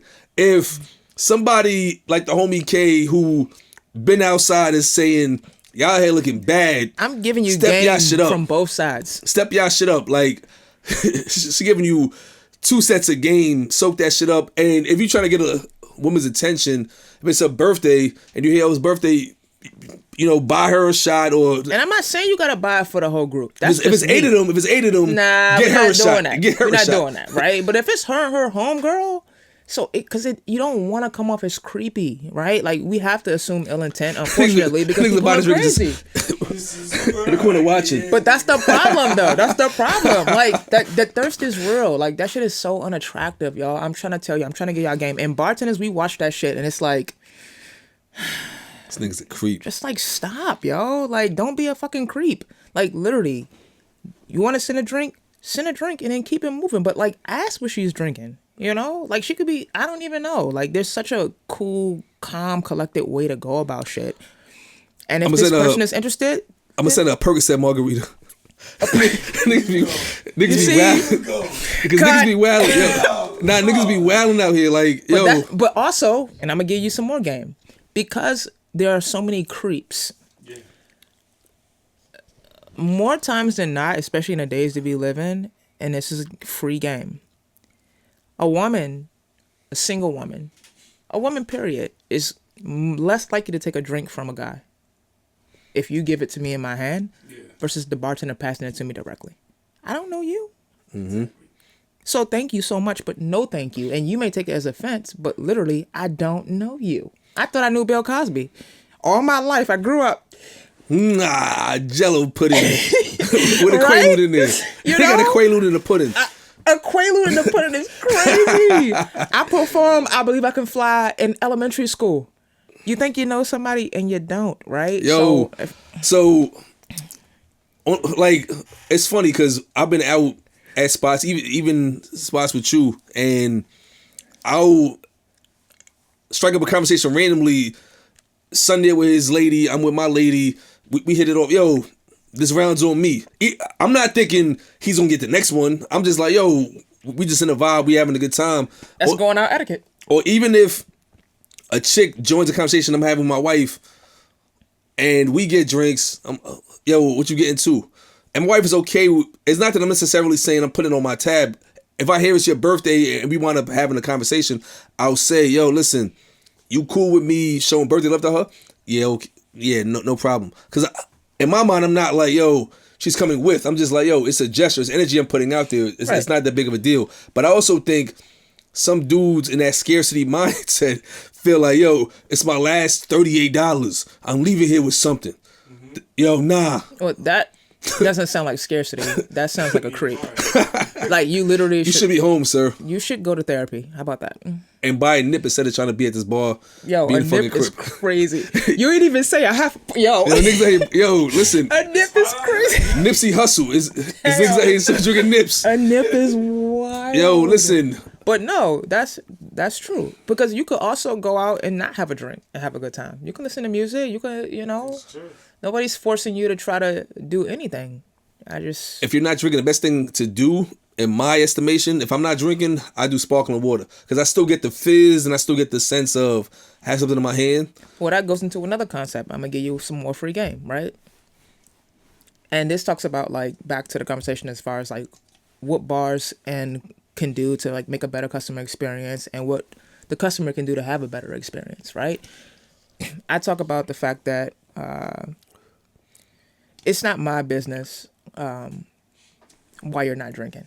If you are drinking, great. If you're not drinking alcohol, great. That's not my business. My focal point is having you having a great experience, right? So as a bartender, and to any bartenders who may be listening, I always recommend to ask follow-up questions, right? If you see someone in a group and there's one person who's not drinking, most likely they are either the DD, designated driver, or maybe they're fasting. It could be so many multitude of reasons of why they're not drinking, but it's important to pay attention to that customer more a little bit and ask, like, are you thirsty? Like, you don't have to ask them why they're not drinking, but you have to offer them something to make them feel a part of the experience, right? Mocktails. This is where the subject of mocktails come in. If you are a bar and you don't have mocktails on your menu, you are so behind the curve, right? Mocktails is not juice in a cup. It's not juice and soda and ice. Literally, it's the same concept of making a well thought out cocktail without the spirit, right? And so what it does is it allows the customer who isn't having the libation to be a part of the experience without feeling like they have to, like, make it a known reason why they're not drinking alcohol. Even if it's a shot. If it's 5 people who are together and one is not drinking, I'll literally make 4 shots and a mocktail shot and have something that may just be slightly discolored or have a different garnish so that you know that this is for you. But we all gonna take this shot together. It's camaraderie. It's a team. You know what I mean? Like, you're not about She's to just good. Hire her. She's tremendous. Tremendous. Trump voice. Tremendous. But I can't just be like, oh, you ain't drinking. So, like, nah, I'm trying to be a part of this shit too. And it's not just because I want soda water and fucking lime. And I don't want. And don't charge me $8 for that shit either. No, you're not. Well, let's talk about business, right? Sometimes a mocktail, like, you putting some real ingredients in a cup, like, and it just depends on how deep you're going. But the whole idea is if you are providing an experience, because don't get it twisted. Some kids can get it too, right? Kids can come into a bar between, like, the reasonable hours before, like, I don't know, 5 o'clock. If I see a child come into a bar with their parents, respectfully, I'm offering your child a mocktail. I'm offering you a mocktail for your child. I'm not mad at it. Because guess what? That's the art of upselling. Your child probably thirsty too, right? There's some juice that I can put together and make that shit look super, super fucking smooth. I'm not about to lose out on a $10 drink as a business person because I see someone who's, underage, right? You offer an ability to have a shared experience, but also the mentality is get this bread. And that's on both sides. And I'm telling you the game from both sides, right? Everybody doesn't know how to order, right? Everybody doesn't know what to order. So it's our job to offer you an experience. And that's how business works. Like, they don't tell you what it's not your job to come and ask for what you need. It's my job to tell you what you need. So in that same vein, as we wrap, there's been a plethora of black spots in the last 18 months that have shuttered their doors, right? And I've heard everything from, landlord issues to lack of support. What are some things that Black businesses can do better to garner and to hold that support? Mm-hmm. And what are some things patrons can do more of to help hold up the spots? Because when I talk to business owners, what I hear sometimes is that they feel like they get eviscerated on like Google and Yelp and people don't say shit. But also, I've been in situations where it's like I want to say something and it's just like, well, the manager ain't there and I don't have a rapport with the manager, so I'm not coming back. Because oftentimes what happens is that if your first experience is trash, you just never go back. But you may go on Google and say, yo, let me tell you, I went to Janalo's. First of all, the niggas can't fry chicken. Second of all, the drinks is too sweet. Third of all, they skipped me on liquor. Fourth of all, the bouncers was wild aggressive. Fifth of all, fuck you autograph me when there's a party of one. Okay. So let's break it down, right? Because it's so many different ways to go about it. I will always stand firm on the customer experience first. I don't think that the customer is always right, but I try to put the customer in the forefront because when it comes to, we're in an industry where we are pouring a libation. It is called a spirit for a reason. Like, you have to understand how to control what you're consuming, but I also understand that if I'm giving you this, it's my job to keep you safe, right? Like, I can't give you 5, 6, 7 drinks and you start crashing out and I'm looking at you like, what's wrong? I gave you the spirit. Right? So there has to be a level of control, which is a bartender's job, right? I have to control the room, and if I'm providing this safe space and I know how to do my job properly, which is why I like tip certifications, which is why, the food handler's license comes into play. You have to understand the signs that I got to cut you off, or you're not even of age, or I can't tell you that you can't drink, but I can tell you that you probably had too many and maybe you should drink this water, right? So it all comes down to like being gentle with each other. As Black people, I think that sometimes we need to be gentle with each other.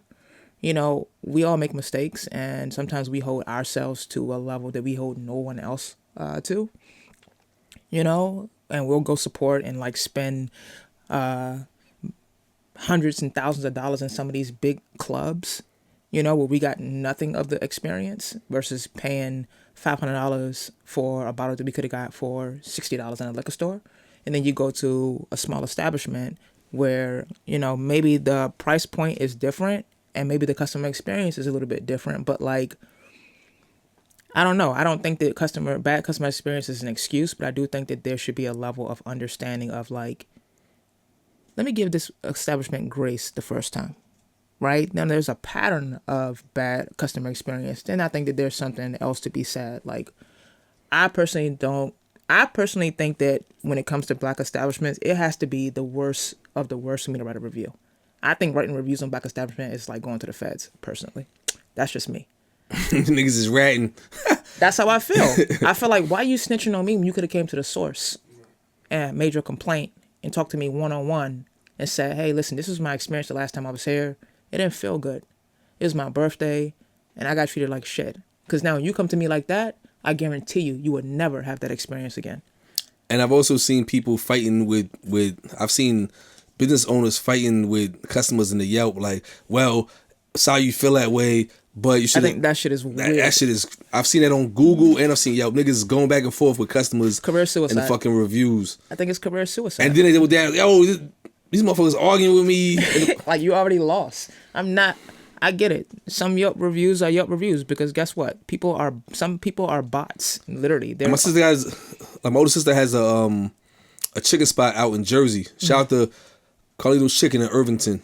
And I've seen people going crazy in the comments. And when they first started going crazy on Facebook, I'm like, yo, suck my dick, like, fuck out of here. Man. Like, no, I was the one jumping to the defense, like, yo, fuck out of here.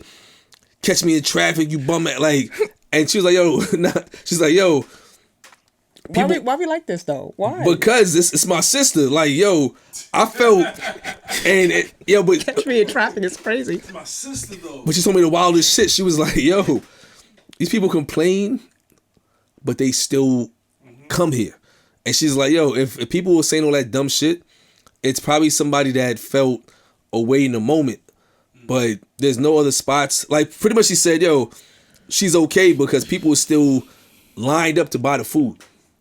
Right. You got to take the good with the bad. Like, at the end of the day, like, if you're not getting some bad reviews, somebody's not saying nothing, then it kind of feels fake, right? Like, you got to understand, like, you go through Yelp, and I don't go through Yelp. It's like going through comments, right? Like, if I post something that's controversial, I could almost always assume that they're going to be people who disagree with me and people who agree with me. If I can't handle the people who disagree with me, then I shouldn't be posting a comment. If you can't handle negative reviews, then you shouldn't be a business owner, because I don't have to like your product. You know, to the idea of autograt, right? I feel two sides about it. The rule is if it's 5 or 6 or more, then it's autograt. Which, so to be clear, I don't think anybody in the ethos, and me personally, big party autograt, everybody's okay with that. It's when it's the party of one and the party of none, right. Or I got takeout. Exactly, right? So again, that's why I said it's two-sided. When it's a party of 5 or more, there has to be autograt. That makes sense. Because it's safety, right? Right? Like, I'm not about to expect a tip specifically from each individual person, right? The math don't make sense. I serve you guys as a group, right? Which is another reason why you don't want to split so many tips. Like, I don't want to do 5 different credit cards, right? Yeah. Can we do 2 and then we'll autograt 20% on the group, right? Because you had a group experience. What should happen is that if it's a big party of dudes, it should be like card roulette. Server, here's all our cards. Okay. Whoever card get picked, they eat the whole fucking bill, or it all goes on a bill and we all Zelle Venmo that person. That shit is mad simple. If that's not the ethos of like the now, then you shouldn't be going out. If you're going out in a group and y'all arguing about the bill split, why you out? Like, I only had 2 chicken fingers.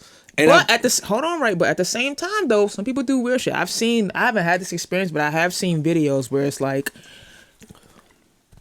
I came out, it's 10 of us, and 6 of us ordered steak, lobster, shrimp, every drink, a bottle, we all sat and ate, and we want to split. And it's like, I had like a Prosecco, and I'm not trying to be that person, but respectfully, I'll put $100 down off GP, but I'm about to dip because you sound crazy if you think I'm about to split a $5,000 fucking tab. No, that happened at Budokan to me one time. It was my comrades going away dinner, and I'm like, yo, listen, we got there first. It was like maybe 10 people. People I didn't even know at that. They're like, yo, I'm already tight. 10 people and I don't know y'all? And we had Budokan, which is not cheap, right? And it's a spot where a chicken satay is $18 and it's like 2. It's not 18, it's probably like 28. Chicken on a skewer for $2 is crazy. Right? So we can go to the halal, $28 fucking dollars. And but it's my guy. I'm like, all right, cool. And I'm like, I'm looking at him, I'm like, yo, listen, whatever you eat, I got it. Just and I spoke to the server. Shout out to the server. I'm like, listen, this party about to get big. I don't know half of these niggas. Have my shit separate. I'm gonna throw you 33% for me, my lady, and son right here. The other shit, they figure that shit out on their own. It's like, all right, bro. I'm telling you. So they start ordering pork skewers. I don't eat pork. They ordering pork skewers and all this other bullshit. I'm like, nah. And they just try to do everything like mad different apps to share and shit like this. And I'm like, yo, I'm not doing none of that. That's the setup. Right? They start saying, let me get 10 of those to share. Right? So then the bill come and they're like, okay, so I said, nah, we situated. I got my done. I almost said his name too. I got my done. We did 33% over here. We good. Y'all got that. You got that 33. You got that 33. And it was mumbling. And I'm like, we good? What's the problem? Oh no, we thought what? I didn't eat nothing y'all ordered. Yeah. We ate our own shit over here, and I paid for my shit, and I paid for the person we here for. I paid for his shit, so I paid for y'all shit. So there should be no other conversation. There should be no other conversation. Especially if you took care of the person who you're here for. If I put up towards the birthday person or whoever was celebrating, and I pay for all my shit, and he had a fucking damn near porterhouse by himself. I ate that like, nah, it's my done. He good. Y'all figure that shit out. So I agree with that. Like when people get cute and be trying to order fucking steaks and wild high price MP shit, market price shit. Yep. Bro, if you ordering fucking everything market price and I'm just passing through to show love, I'm not eating the bill. Because I've been in situations too where a nigga came through, it was a boozy brunch, a nigga came through, had 2 drinks and spun, and then he put $10 down. And I looked at him, I said, yo, $10 was the ice in your cup. That bro. nigga came through to show your lady love. Matter of fact, it's your birthday. That's your man's. He came through and gave you $10. Oh, don't worry about it. I said, yo, what type of niggas you running around with? Mm-hmm. These bum ass niggas remind me of Mr. Wendell. Like, come on. Yo. Yeah, come on. Yeah. Fuck you, $10? Like, that's all I got, bro. Nah, like, so cheap niggas, I'm sorry, but, because I'm far from cheap, but I'm also not the kind of nigga that's going to let you play with me when it comes to money, right? So I wholly agree with you in terms of, like, you're not going to play with me, you ordering the whole fucking menu, and I'm keeping it like that night, and we're not splitting everything. Yeah, but that's why Autograt, I think, started becoming more of a popular thing. I personally don't agree with Autograt when it comes to any party that's less than 5. Because 4 can be split individually. 5 is when it starts getting tricky. And I think sometimes bars, restaurants have a scarcity mindset where they're like, we don't know if we're going to get this tip, so let's Autograt OD to make sure that we get something off the top. What that does, personally for me as a customer who also tips at least 20% off the break, you know, I start with 20. I start at 20%. Now, based on my experience, it could go down or up, but I start at 20% when I walk in the door. If you Autograt me as a single person, I'm gonna pay the 20. I'm gonna pay it because I'm not about to be that person who's bitching, but I probably won't come back. And 2, I'm only gonna give you exactly what you just charged me for. There's not a penny more that will be on that tip. Now, stupid, I would have probably gave you more. 25%. I said it and y'all eviscerated me, but somebody in the industry is saying it too. See, you just shorted yourself because you were so geeked to try to get this 20% off my tab. I would have gave you more, and I probably would have came back. So now you lost a recurring customer. You literally look like you're desperate for my bread, and I didn't even have that great of an experience. And I'm not about to write a review because I'm not about to waste my fucking time. I got other shit to do.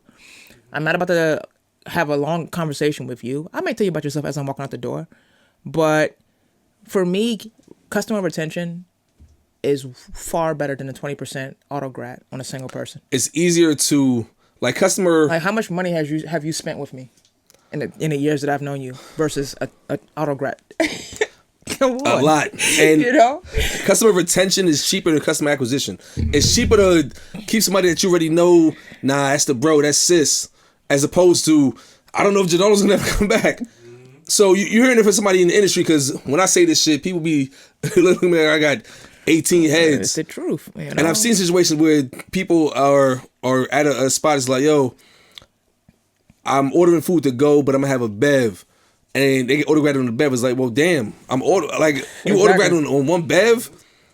I was gonna leave a bigger tip, but take your 18%. Like, and I think any bartender or business owner who has an argument about autogratting a party of 4 or less, or even a single person as we're talking about it, I think that's scarcity energy. And I think energetically it's weird. And I think you're shorting yourself in the long run. Because like I said, customer retention, right? Like, there's no possible way that, and again, and I don't even care if your customer experience was top tier. Doing an Autograt on one person, it just makes me assume that maybe you're about to go out of business, or like there's something about you that is off-putting energetically for me, because it's like you don't even know what opportunity was about to happen. I have been tipped 100, 200. Like I've been tipped a crazy amount of money. Now imagine if it was just the Autograt and you just automatically ask for that 20%. I've been tipped 500% on a bill, just off my energy, just off the experience that I had with you. Chill, stop subbing me. Nah, that wasn't me. You know, but no, real talk though, right? So like any business owners or bartender who has that mindset, I think it's important for you to maybe like figure out like what is it about you that is so, or your crowd right? Stop having the YNs doing who gets your spot. That's a fact, right? Like, stop doing ski mask Sundays. Yo, ski mask Sundays is crazy. Nah, it's not a thing. It's not a thing. You know, but you know, it's true, right? You know, because at the end of the day, like, you chose to be in this industry. You chose to sign up to provide a service. I have been in situations where I have provided, and this is me on a mostly a regular basis, because I have had my days. I would say 2% of the customers that I've ever served probably had a bad experience, right? Whatever the situation was. But I can't assume that I'm going to get a tip. It's not a guaranteed thing. Like, what if you came in and you had just enough to pay for your drink? You had a fucking shitty ass week. You down to your last whatever, but you know the bartender, you know this is a safe space, and you know what? I just really need this beverage, and I only got enough to pay for my drink. You just put money into this establishment's pocket. You might not have money to tip me. I can't take offense because you paid for your drink, right? Now, if you get a tip, thank you. I say thank you no matter what, right? Because I don't have a scarcity mindset. I got an abundance mindset. Everything that I put out is going to multiply times 100. Right? If I didn't get a tip from you, that shit gonna triple on this next person. And guess what? It's not my business. You didn't tip, no problem. I might mental check it if I felt like the energy was off, but you know if the energy was off or not, right? You know if you gave somebody mad love, mad drinks, mad extra shots for their birthday and their friends, and they just didn't leave you a tip. That's weird. But also, Bye. read the fucking room. Read the room. You had takeout and you bought a drink on the side. Thank you. Thank you so much for coming and bless my establishment. And you left $1. I appreciate you so much. I hope I see you again. Read the room. So it sounds like it's less of a. So it sounds like businesses can thrive more by just getting out of that kind of scarcity mindset and focusing more on saying, if it's top tier experience, we will attract the people that will give us the money. Because that's the thing too. Is just like sometimes I feel like I get penalized because some spots don't know who their crowd is. They want to cater to everybody, not knowing that, the YNs is not tipping. And they loop you in this bucket of nobody's black people tipping. don't tip. Black people don't tip. I've heard that a few different times. Let's auto-grab everybody. And it's funny because most spots that I go to, once I'm cool with the bartender, etc., they ain't not doing that shit. And then it's just like, they know I'm coming minimum 20-25%, and then if it's a situation where I was there and I brought people, or we wound up with other couples organically just cutting it up and we just having a vibe, that shit might be even crazier. Oh, it's your birthday? That shit might be even crazier. Or shit, it's my birthday, fuck it, right? Because I do believe, to the same point, the energy you put out there, for me, I got a bar in my house. But when I leave my house, I want to be able to get a vibe, right? And that vibe is priceless. So I'm happy that you're sharing these tips on how restaurants can, well, not even restaurants, just black establishments can better improve. Because I think the service aspect oftentimes is lacking. I almost feel like you got to build a rapport to get the service that it should be at the gate. I can go to certain spots like a Camillo and nobody knows me in there. And it's the same baseline service. Everything tastes the same. Now, granted, every time I go in there, I know somebody, or the main manager will come from behind and like hug my kids and put my wife drinking immediately and that kind of stuff. So then the rest of the staff gets right in line and they're like, of course, right? But it's also like every single day I'm not gonna tip 33%. Some days it might be 18. Some days it might be 20. But I'm never gonna ever be weird and pushy about anything. And it's to the point where most spots have my own menu, right? Oh, that's not on the menu anymore? Nah, but I still want that. Of course. Right? But I think, yeah, go ahead. And on that same point, when I do that, I'll make sure, okay, if I'm asking you for something that y'all don't serve anymore, and this person is new, like the new person, I may say, hey, ask Trayvon about the drink, or ask Star Asia about this thing. Pause. I need a timeout.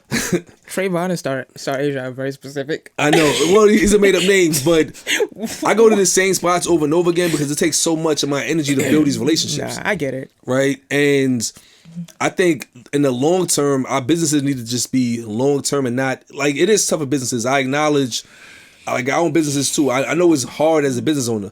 I'm never gonna discount how hard it is. You got tight ass margins. You got a lot to deal with. It ain't easy being a black business owner. Nobody's ever gonna say it is. But I think if you can focus on building and maintaining relationships and customer relationship management, I think I'm not just saying it, she's saying it too. If you can focus on that, that's going to sustain your business as opposed to, well, I don't know what's what. Because what kills me is if we cool and you still autograph me, I'm like, yo, to me, that tells me that we're not as cool as I thought we were. Right, but I got to stop you, right? And I'm only going to interject, right? Because we cool, right? But okay, this is the perspective, right? I think that everything you're saying is correct.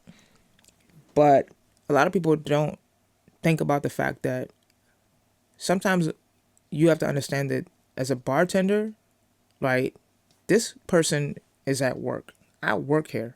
They work here. This is not my inventory. This ain't my liquor. I ain't buy this liquor. Mm-hmm. This is not like, so if this liquor, at the end of the night, we do this report, if the number's not matching and not making sense, that should come out of my check. Right? So it's super important to have continuity in not just the drinks, but also in the customer service experience, right? You want that customer retention. You want to build those relationships so that you have the customers to continue to come back and spend money. You have something called buybacks, right? A buyback is after X amount of drinks that were ordered, I can buy you, right? That means the bar, not me. It's not coming out of my check. It's coming out of the person who owns this bar who bought this liquor. They buy back your drink and it goes into the system for inventory purposes, right? It's not a free drink. Somebody paid for that shit. You feel me? It's not my liquor. I didn't pay for it. But guarantee you, if I don't put that shit in the system, it looks like theft because it is theft, right? So it's not about a relationship as far as like, I got your back, I got your back, you got my back, you got my back. You can tip me 33% every time you come. But if our system is set up where anything that I give you, even if it's a buyback, has to go into the system. It has to be recorded for tax purposes, for legal purposes, for my own goddamn job, right? So there's a real thin line that we can kind of like float on as far as like how much we can do, but we can still always give great customer service because that's free. Right. But the things that aren't free is that liquor, right? Somebody has to pay for that. And that's why I think there has to be an understanding from the customer perspective. There's a threshold, right? Now, for instance, you are a prime example of that customer retention.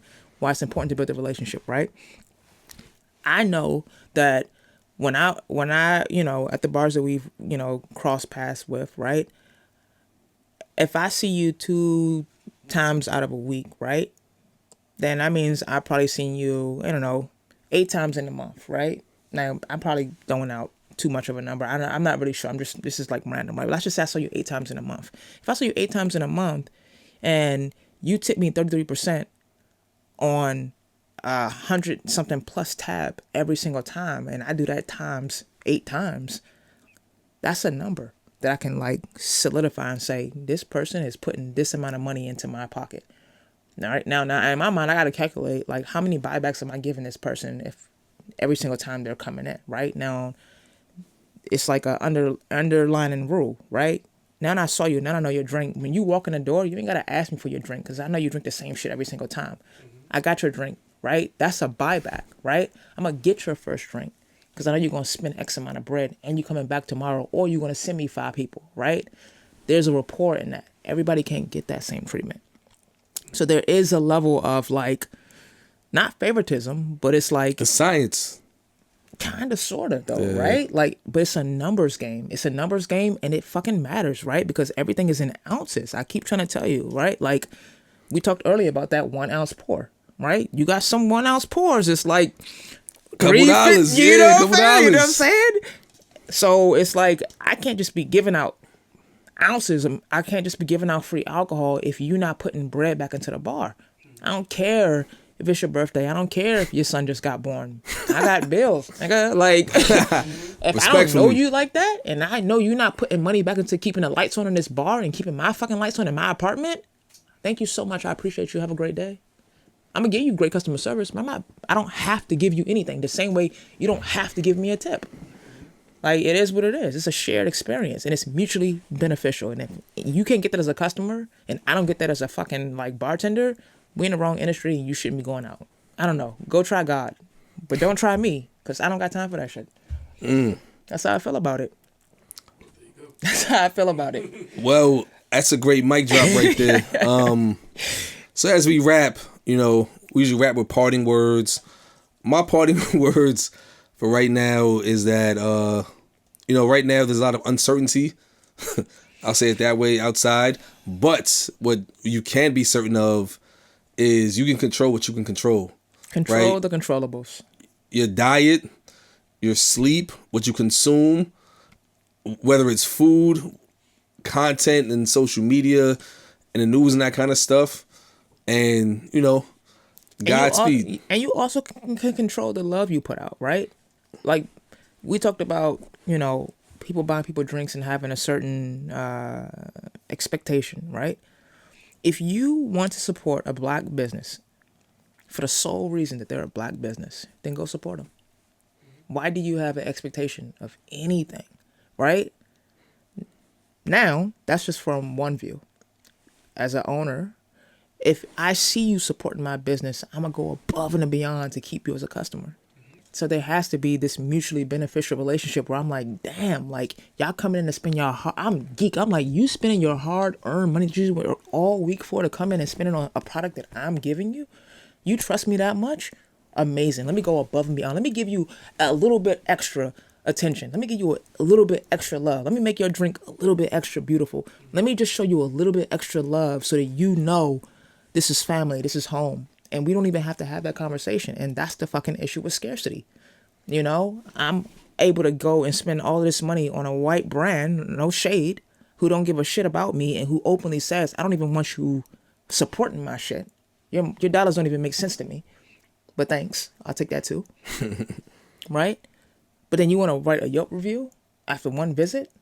Like, come on, we're not having a real conversation. And that's what I mean about, like, it's a human experience. Like, I'm having a human experience. You having a human experience. When it comes to us, at the end of the day, give me grace, because I give you grace. I'm having a drunk experience with you. I'm sober. You're drunk, but I'm able to show you love. I might be having a bad day too. Come in and ask the bartender one time and just see what happens. How's your day? When the last time you asked the bartender how their day was, how they was doing?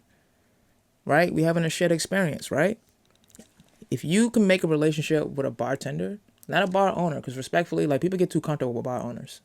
And sometimes bar owners get too comfortable with their customers. That shit should be off limits. But when you make a relationship with a bartender, as far as respect, and you ask me how my day was, I ask you how your day was, and we can just, like, have that moment, oh my God. You one thing about bars and alcohol is recession proof. And I said it. I don't care what happens in the world, niggas gonna drink. Niggas gonna drink.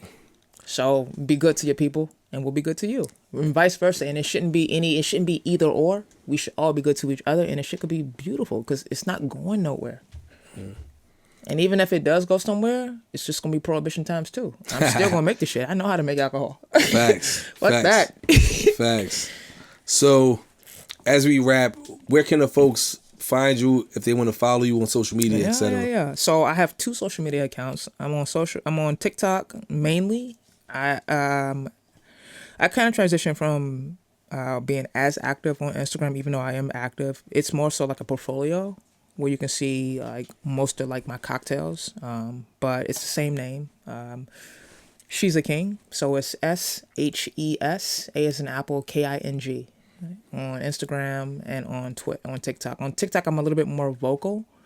Instagram, if you just want to see cocktails, that's the whole portfolio. But if there's a link in my bio on both of those sites, I have a book that I just launched, and so pre-sales are available. It's called Bartender's Choice. It's a comprehensive guide to all things mixology, and it talks about the customer experience and the bartender experience. No matter if you are an at-home bartender, if you just like to make drinks for your friends, if you're a drink enthusiast, if you are a up-and-coming bartender or a bartender or owner who has been in the industry for a while and you just want to know a little bit more how to like tighten it up. This book has every breakdown, and it's in layman's terms. There's also a bunch of beautiful pictures for original cocktails that I created. It's a table talk book, so it's really nice if you want a gift or you just need something in your house. And it's self-published, and I'm proud of it. So check me out. Again, that's She's a King, SHESAKING. So there you have it. Make sure you support this dope mixologist. Support us as well. Like, listen, subscribe. Over and out.